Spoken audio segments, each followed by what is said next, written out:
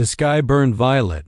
Ash fell where sunlight used to touch. And from above, through the clouds that once fed this world, came a sound no one living had ever heard before. The hum of Terran. Dreadnought engines. Not fast. Not loud. Just final. As if judgment had a sound. As if war had returned to remind the galaxy that Earth still remembered how. They thought no one would come. They were wrong. 82 hours earlier. The colony of Pilari Prime begged for help. Broadcasts went unanswered. Emergency beacons were ignored.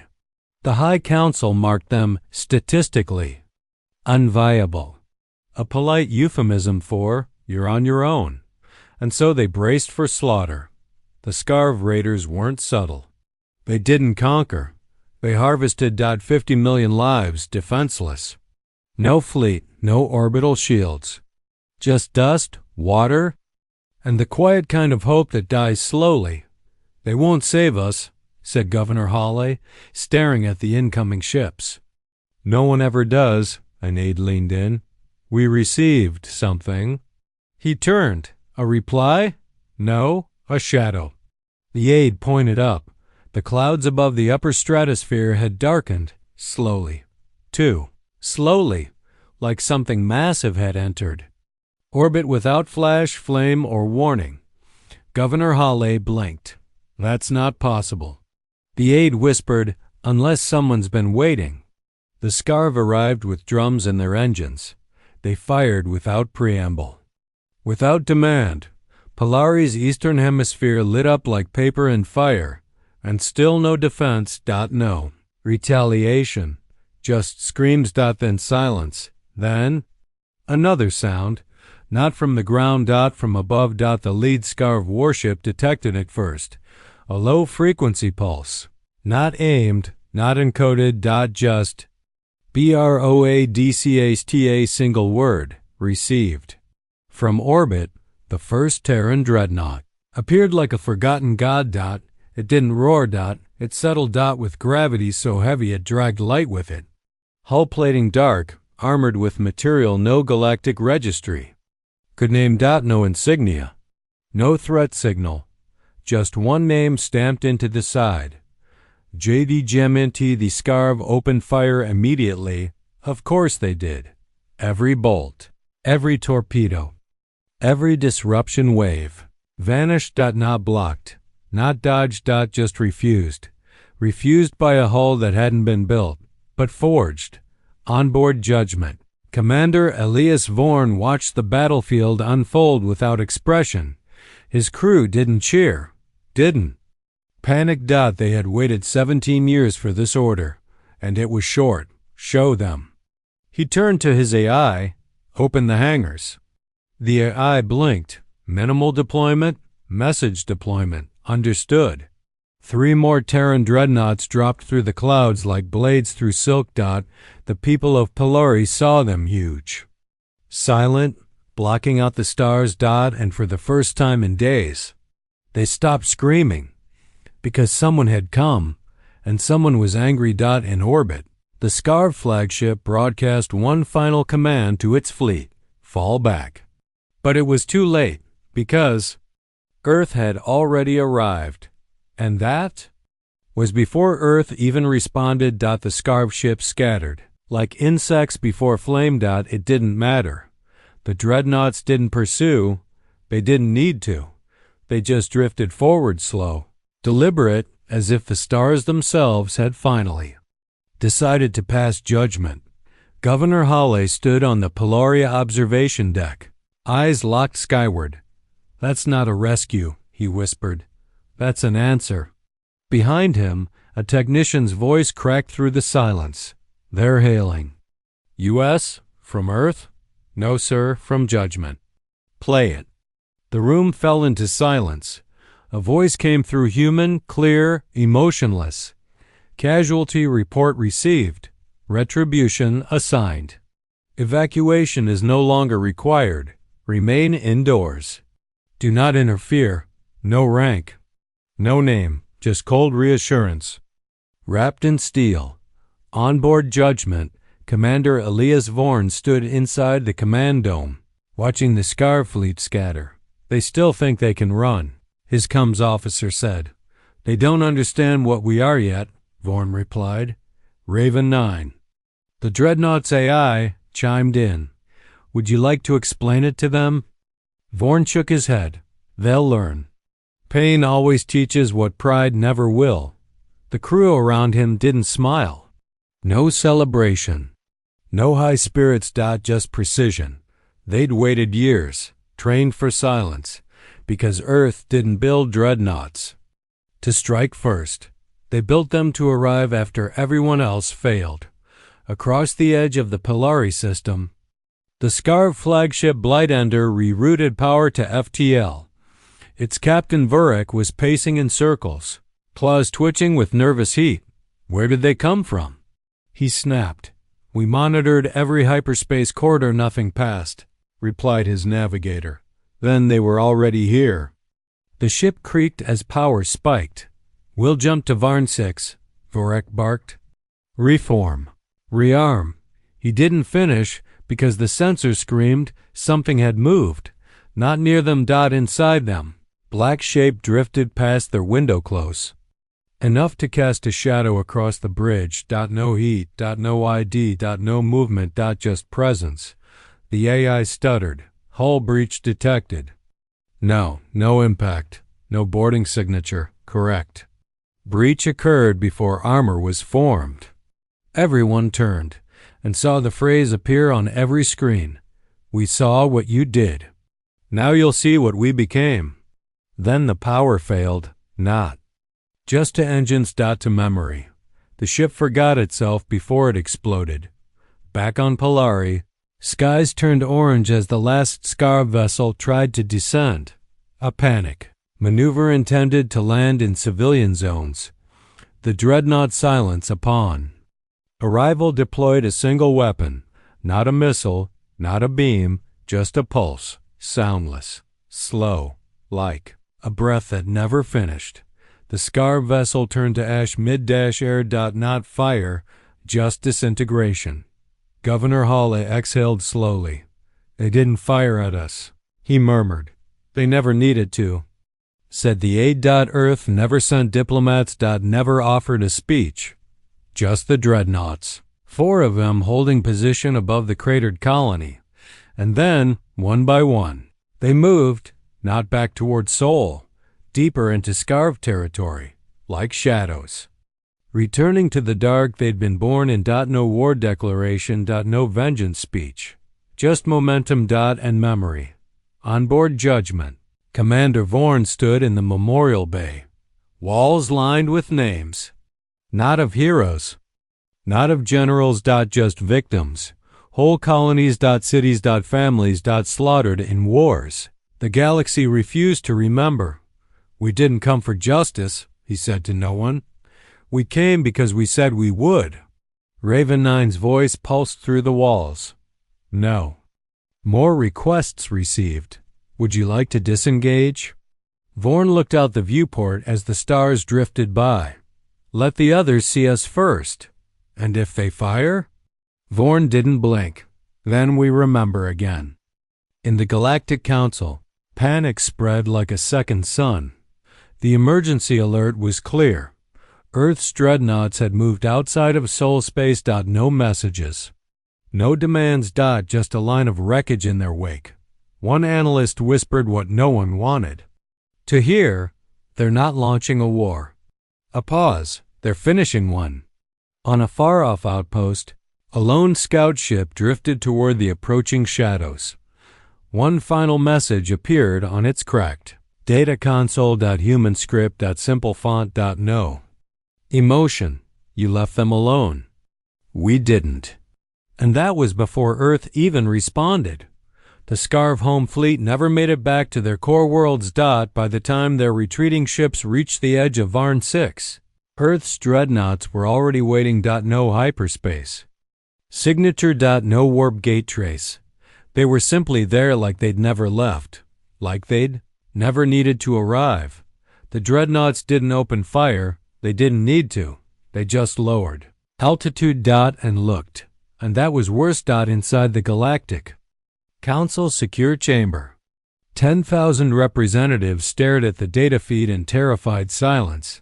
The human dreadnoughts weren't broadcasting IFF tags, weren't responding to comms, weren't even accepting diplomatic channels. They were simply doing the one thing no other power dared. Moving without permission. Councillor Varsh of the Varn Confederacy leaned forward, mandibles clicking nervously. They didn't even issue a warning. Councillor Breath, Valari Sector, answered in a whisper. They did. Varsh turned. When they stopped speaking years ago. 3 more colonies lit up across the system map. Not Earth attacks. Evacuations. DREADNO-UGHTS, dropping into low orbit, initiating total threat denial zones, removing hostile fleets without firing a shot. They didn't conquer. They just cleared. As if wiping the table clean of broken pieces and left behind only silence. Onboard judgment. Commander Elias Vorn stood before the tactical map. Entire sectors turned dark, not by force, by fear. Have they responded? He asked. Raven 9 answered. No fleets, no retaliation, no broadcasts. They're waiting. For what? To see if we'll stop. Vorn exhaled, then let them keep watching. In the Scarv capital, absolute chaos. Military leaders turned on each other, shouting, screaming. The dreadnoughts are uncatchable. No, they're uncaring. They violated 6 core treaties, and we violated their colony first. That last voice, quiet and bitter, silenced the room. It was General Askell, the only Scarv officer to survive the Pelori strike. He stood without armor. Now. No rank. Just truth. They came because we counted on no one coming.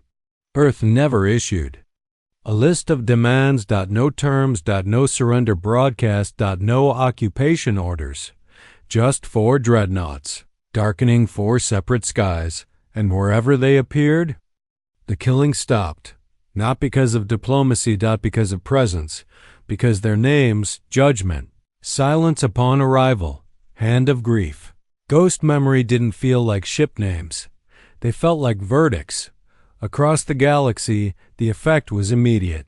Systems, who had previously preyed on weaker colonies, suddenly sent relief convoys. Border disputes ceased. War doctrine analysts erased 2 centuries of strategy overnight. 1. Valari War Planner deleted her entire fleet book. Her final log read, "We wrote our manuals assuming Earth would never show up. We were wrong. Back on Earth, no one celebrated. No parades. No broadcasted victories. Just silent command stations running quiet protocol checks. Commander Ilya Riza, now head of Earth's High Command, stood in front of a wall full of blackened nameplates. Each one belonged to a colony Earth had lost while the Council stood by. She reached out and touched a plate. Solace.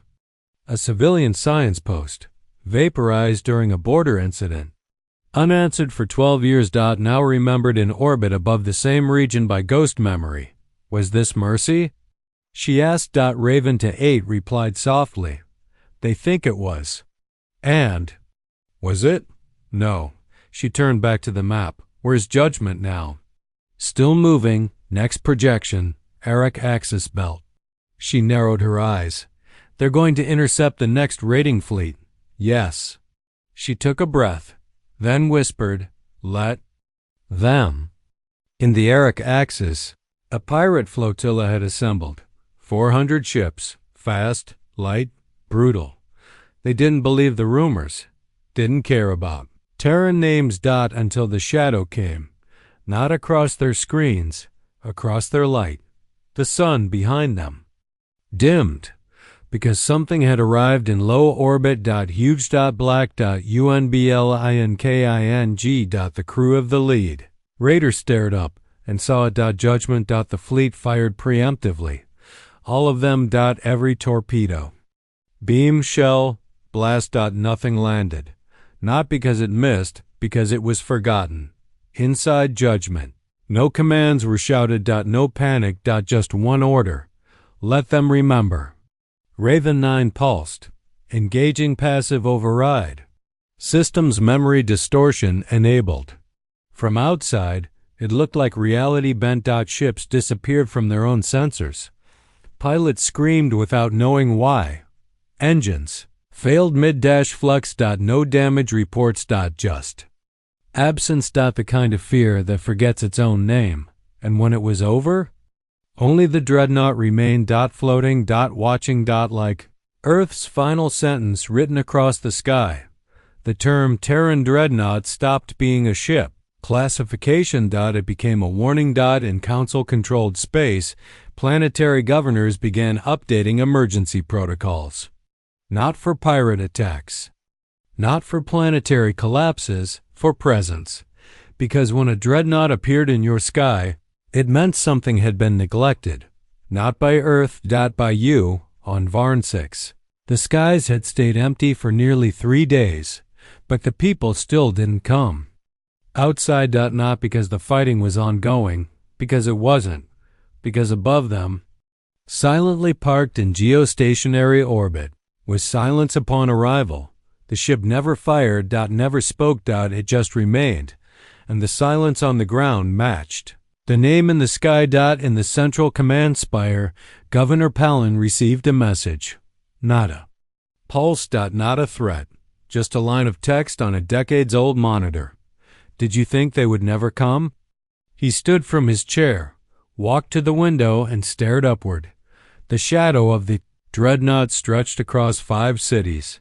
He could feel its weight on his bones. Aide after aide begged him for direction. He gave none, because this wasn't about orders anymore. It was about reckoning, back on judgment. Raven 9 displayed the latest fleet movement updates. Scarv systems collapsed from the inside out. Not by destruction. By abandonment. Entire warbands fled their own capitals. Council nations severed ties with old allies. Refugee ships poured into neutral zones, and not a single Terran weapon had fired in days. Show me the stats. Commander Elias Vorn said, 0 confirmed casualties since Sector 8. 23 raids aborted mid-flight. 7 galactic factions have withdrawn their fleets to non-military stance. Vorn didn't blink. They're responding, yes, but not to us. Raven paused. They're responding to their shame. In a small civilian school on the outer rim, a teacher adjusted the planetary shields out of habit, despite no threat present. A child raised their hand. Why are the humans angry? The girl asked. The teacher hesitated. They're not angry, she said. Then why did they send the big ships? To show us what we forgot. Counselor Breath stood before the assembly, his voice trembling with every word. You don't understand, he said. This isn't a human retaliation. This is human memory. They didn't come for conquest. They came to remind us what we let happen. And now? He glanced at the feed. The dreadnought still hovered. Watching. Breathing. In silence. Now they've shown us what it looks like when someone does come. Ilya Reza stood once again in command echofar beneath the Martian. Crust. No screens. No noise. Just her and the wall of names. Some new. Most ancient. She walked to the name Eurythra. Her first assignment.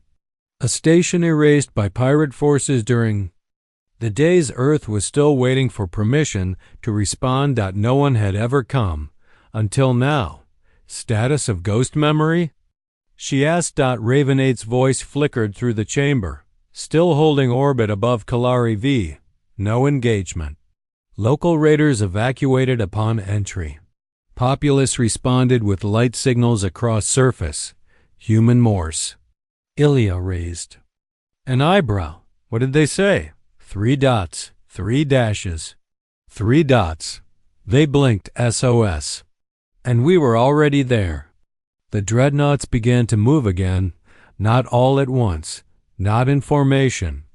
Each departed from its station and headed outward. Purposeful. Like a tide drawing back. As if to say, we saw, we came, We stayed just long enough. And now, we'll wait again, on the Scarv homeworld. Final council meetings were held in secret bunkers, but they weren't planning retaliation. They were discussing removal, system, logs. Propaganda. Entire histories rewritten to exclude the raid on Polari Prime. To hide what triggered the Dreadnoughts. But one young analyst stood up and said, if we erase the reason they came, what happens the next time someone else needs them? No one answered. Because no one wanted to admit they'd started to rely on Earth's silence as a shield. And then, just as quietly as they came, the Dreadnoughts vanished. No light. No jump flash. No sound. Just gone, leaving the sky empty again. But it didn't feel like before, because now the silence meant something, because now the galaxy knew they came, and next time. They won't ask if it's too late. No one saw the Dreadnoughts leave. They didn't vanish. They withdrew, as if peeling back a storm cloud that had lingered long enough. One by one, the shadows lifted from orbit. Not a single city struck. Not a single civilian touched. Not a single apology issued. They hadn't come to explain. They had come to be remembered. Counselor Varsh stood on the upper observation deck of the Threxian Corps Assembly, watching the last Terran ship drift into the outer dark. Beside him, a young officer whispered, "Should we send a message of thanks?" Varsh didn't blink. They didn't come to be thanked. A pause. They came to remind us that they still could. In a quiet sector where a minor skirmish once escalated into planetary cleansing, an abandoned monument now bore a new inscription. The locals didn't write it. It wasn't in their language, but it appeared, etched in alloy. Impossible to erase. You left them. We didn't. Back on Earth, the Dreadnought hangars were silent. Not sealed. Just waiting. Waiting like soldiers. Still on duty after the war ends because they know it might not be over. High Commander Riza stood at the edge of the Martian dry dock, looking up at Hand of Grief. Her voice didn't echo. The steel around her absorbed sound, like it had absorbed sorrow. Did they understand? Raven 8 spoke calmly. They understood enough. They stopped. That's not the same as learning. It never is, she nodded. But it's a start. In a council archive, buried under bureaucratic layers and encryption keys, a redacted report circulated among the elite. It detailed Polari Prime, the silence of Earth, the Dreadnought reappearance, and one final addendum written in a language the I had to translate manually. Earth was not absent. Earth was patient. And we mistook that for peace. The name Terran Dreadnought was reclassified. No longer a threat code, not even a ship type. Now filed under Response Doctrine. Unknown, because no one understood what Earth had done. Or how. Or why they stopped. And that became the Dreadnoughts. Legacy. Not destruction, but ambiguity. On a refugee ship fleeing a once warlike regime, a child looked up through the viewing deck. The stars were quiet again, the shadows gone. Her mother told her, "We're safe now." But the girl tilted her head. "They didn't say goodbye." The mother paused. "No," she said. "They don't say goodbye. They just leave you with the memory." Governor Hawley returned to Polari Prime. The colony was rebuilding faster than expected. Not because Earth sent engineers, because everyone else did. Voluntarily. UNSKED. And Halley knew WIDA wasn't feared. It was shame. The kind that makes you want to be better, not just safer. And he whispered something, looking up at the clean sky. You came when no one else would. In a secure, hidden chamber aboard Ghost Memory, an AI ran one final loop.